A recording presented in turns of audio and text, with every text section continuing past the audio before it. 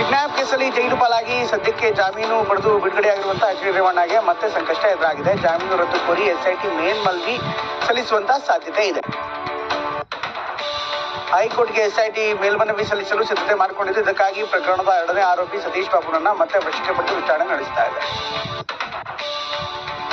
ಜೈಲಿನಿಂದ ಬಿಡುಗಡೆ ಬಳಿಕ ಸಾಲು ದೇಗುಲಗಳಿಗೆ ಭೇಟಿ ಕೊಟ್ಟಿರುವಂತಹ ಎಚ್ ಡಿ ರೇವಣ್ಣ ಇಂದು ಕೂಡ ಟೆಂಪಲ್ ರನ್ ಮುಂದುವರೆಸಿದರು. ಇಂದು ಬೆಳಗ್ಗೆ ಜಯನಗರದ ಗಣೇಶ ದೇವಾಲಯಕ್ಕೆ ರೇವಣ್ಣ ಭೇಟಿ ನೀಡಿ ವಿಘ್ನ ನಿವಾರಕ ವಿನಾಯಕನಿಗೆ ಪೂಜೆ ಸಲ್ಲಿಸಿದರು. ಜರ್ಮನಿಯಲ್ಲಿ ತಲೆಮರೆಸಿಕೊಂಡಿರುವಂತಹ ಅತ್ಯಾಚಾರ ಆರೋಪಿ ಸಂಸದ ಪ್ರಜ್ವಲ್ ರೇವಣ್ಣ ಮತ್ತೆ ಎಸ್ಐಟಿಗೆ ಚಳ್ಳೆ ಹಣ್ಣು ತಿನ್ನಿಸಿದ್ದಾರೆ.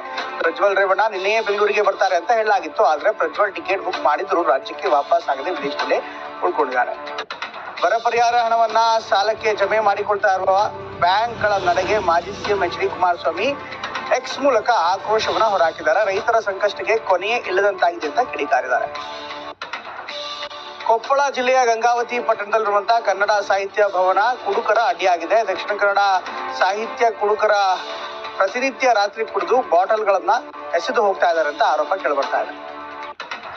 ಭದ್ರತೆಗಾಗಿ ನೀಡಿದ ಚೆಕ್ ದುರುಪಯೋಗ ಆರೋಪದಲ್ಲಿ ಪಾಲಿಕೆ ಆರೋಗ್ಯ ಅಧಿಕಾರಿ ವೆಂಕಟೇಶ್ ವಿರುದ್ಧ ಪ್ರಕರಣ ದಾಖಲಾಗಿದೆ. ಚೆಕ್ನಲ್ಲಿ 4.5 ಲಕ್ಷ ನಮೂದಿಸಿಕೊಂಡಿದ್ದು ಬೌನ್ಸ್ ಮಾಡಿದ್ದಾರೆ ಅಂತ ಹೇಳಲಾಗ್ತಾ ಇದೆ. ಈ ಬಗ್ಗೆ ಸರಸ್ವತಿಪುರಂ ಠಾಣೆಯಲ್ಲಿ ದೂರು ನೀಡಿದೆ. ಜಾತ್ರೆ ಹೆಸರಲ್ಲಿ ಕೋಳಿ ಪಂದ್ಯ ಜೂಜಾಟ ರಾಜಾರೋಷವಾಗಿ ನಡೀತಾ ಇದೆ. ಕೋಲಾರ ಜಿಲ್ಲೆಯ ಶ್ರೀನಿವಾಸಪುರ ತಾಲೂಕಿನ ನಾಗದೇವನಹಳ್ಳಿ ಗ್ರಾಮದಲ್ಲಿ ಮೋಜು ಮಸ್ತಿ ಮಾಡಿದ್ದು ಲಕ್ಷ ರೂಪಾಯಿ ಕಟ್ಕೊಂಡು ಕೋಳಿ ಪಂದ್ಯ ಇಸ್ಪೀಟ್ ಆಡ್ತಾ ಇರುವಂತಹ ವಿಡಿಯೋ ಸಾಮಾಜಿಕ ಜಾಲತಾಣದಲ್ಲಿ ವೈರಲ್ ಆಗ್ತಾ ಇದೆ.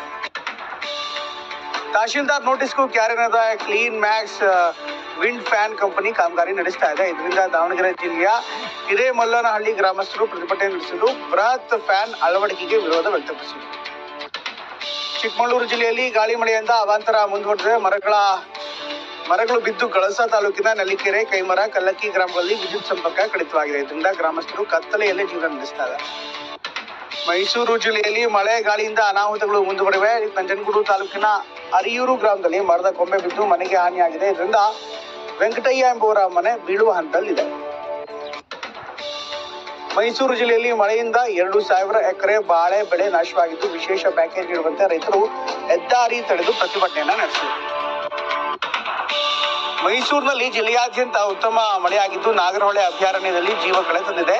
ಬಿಸಿಲ ಬಗೆಯಿಂದ ಬಳಲ್ತಾ ಇದ್ದ ಆನೆ ತನ್ನ ಮರಿಯೊಂದಿಗೆ ಪುಟ್ಟಬಳಿ ಕೆರೆಯಲ್ಲಿ ಬಿಂದಾಸಾಗಿ ಆಟ ಆಡ್ತಾರೆ. ಉತ್ತರ ಪ್ರದೇಶದಲ್ಲಿ ಇಂದು ಪ್ರಧಾನಿ ನರೇಂದ್ರ ಮೋದಿ ಚುನಾವಣಾ ರ್ಯಾಲಿ ನಡೆಸ್ತಾ ಇದ್ದಾರೆ. ಪ್ರತಾಪ್ಗಢ, ಅಂಜಗಢದ ಲಾಲ್ಗಂಜ್, ಜೌನಾಪುರದ ಮಚ್ಲಿ ಶಹರ್ ಮತ್ತು ಬದ್ಶಾಹಿಲಿ ಮಗಾ ರೋಡ್ ಶೋವನ್ನ ಮಾಡ್ತಾ ಇದ್ದಾರೆ. ಎನ್ಡಿಎ ಮೈತ್ರಿಕೂಟ ಎಲ್ಲಾ ದಾಖಲೆಗಳನ್ನ ಮುರಿಯಲಿದೆ. 400ಕ್ಕೂ ಹೆಚ್ಚು ಸ್ಥಾನ ಗೆಲ್ಲಲಿದೆ ಅಂತ ಪ್ರಧಾನಿ ನರೇಂದ್ರ ಮೋದಿ ಪುನರುಚ್ಚಾರ ಮಾಡಿದ್ದಾರೆ. ಟೀಮ್9 ಜೊತೆ ಎಕ್ಸ್ಕ್ಲೂಸಿವ್ ಮಾತುಗಳನ್ನಾಡುವಂತಹ ಮೋದಿ ಭಾರಿ ಬಹುಮತದೊಂದಿಗೆ ಮತ್ತೆ ಅಧಿಕಾರಕ್ಕೆ ಬರ್ತೀವಿ ಅಂತ ವಿಶ್ವಾಸವನ್ನ ವ್ಯಕ್ತಪಡಿಸಿದರು. ಬಿಜೆಪಿ ಯಾವತ್ತೂ ಧರ್ಮದ ರಾಜಕೀಯ ಮಾಡಿಲ್ಲ, ನಾವು ಸಂವಿಧಾನಕ್ಕೆ ಸಮರ್ಪಿತರಾಗಿದ್ದೇವೆ ಅಂತ ಪ್ರಧಾನಿ ನರೇಂದ್ರ ಮೋದಿ ಟೀಮ್9 ಜೊತೆ ಎಕ್ಸ್ಕ್ಲೂಸಿವ್ ಮಾತುಗಳನ್ನಾಡ್ತಾ ತಮ್ಮ ಅನಿಸಿಕೆಗಳನ್ನ ಹೇಳಿದ್ದಾರೆ. ಜಾತ್ಯತೀತರ ಹೆಸರಲ್ಲಿ ವೋಟ್ ಬ್ಯಾಂಕ್ ಓಲೈಕೆ ರಾಜಕೀಯ ಮಾಡಿದ್ರು ಅಂತ ಕಾಂಗ್ರೆಸ್ ವಿರುದ್ಧ ಹರಿಹಾಯ್ದಿದ್ದಾರೆ. ಕೇಜ್ರಿವಾಲ್ಗೆ ಸುಪ್ರೀಂ ಕೋರ್ಟ್ ನೀಡಿರುವ ಮಧ್ಯಂತರ ಜಾಮೀನು ತೀರ್ಪನ್ನ ವಿಶೇಷ ಆತಿಥ್ಯ ನೀಡಲಾಗಿದೆ ಅಂತ ಜನ ನಂಬಿದ್ದಾರೆ. ಅಲ್ಲದೆ ಕೇಜ್ರಿವಾಲ್ ಬಗ್ಗೆ ನೀಡುವ ತೀರ್ಪು ಸಾಮಾನ್ಯ ನ್ಯಾಯಾಂಗದ ಆದೇಶವಲ್ಲ ಅಂತ ಕೇಂದ್ರ ಗೃಹ ಸಚಿವ ಅಮಿತ್ ಶಾ ಹೇಳಿದ್ದಾರೆ. ಕಾನೂನನ್ನು ಅರ್ಥೈಸುವ ಹಕ್ಕು ಸುಪ್ರೀಂ ಕೋರ್ಟ್ಗೆ ಇದೆ, ಆದ್ರೆ ಇದು ವಾಡಿಕೆಯ ತೀರ್ಪು ಅಲ್ಲ ಎಂಬುದು ನನ್ನ ಅಭಿಪ್ರಾಯ ಅಂತ ಅಮಿತ್ ಶಾ ಹೇಳಿದ್ದಾರೆ.